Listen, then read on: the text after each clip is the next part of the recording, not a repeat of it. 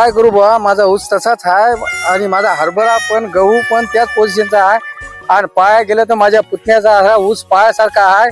हरभरा गहू असे पायासारखं मी पण खत टाकतो आणि माझा पुतण्या पण खत टाकते, पण त्याच्या ऊसात पायासारखी कळा आहे. काय करावं ते काही पता लागेल त्याला. माझ्या पुतण्याला तरी विचारू काय की. मंगेश, बोला काका. अरे ये की इकडे थोडं. बरोबर. बोला काका, काय म्हणता? अरे मंगेश, ऊसाला काय टाकलं रे बाबा? ऊस किती भारी बनविला तू.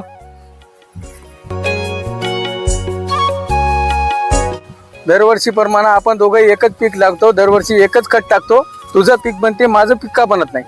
कसा काका सांगतो, तुम्ही रासायनिक खत वापरता, मी पण वापरतो, पण मी रासायनिक खतासोबत जैविक खत वापरतो, त्याच्यामुळे माझं पीक आहे ते चांगलं आहे. असं काय वापरतो तू? गोष्टी घुमू नको, मुद्द्याचं फक्त बोल. दरवर्षी मी रासायनिक खतासोबत मका असो, गहू असो, ज्वारी असो, ऊस असो किंवा सोयाबीन, सगळ्या पिकाला मी रासायनिक खतासोबत जैविक खत वापरतो.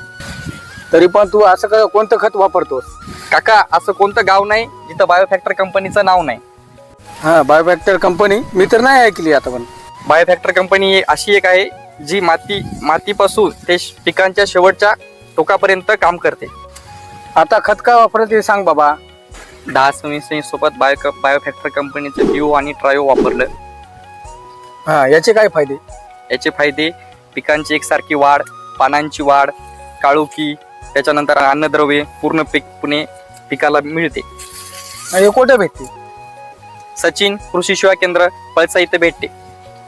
बरं, मी आता जातो आणि पुढच्या पिकासाठी आधी भरून मी ठेवतो. जा काका जा, आता सोबत प्रगती करू.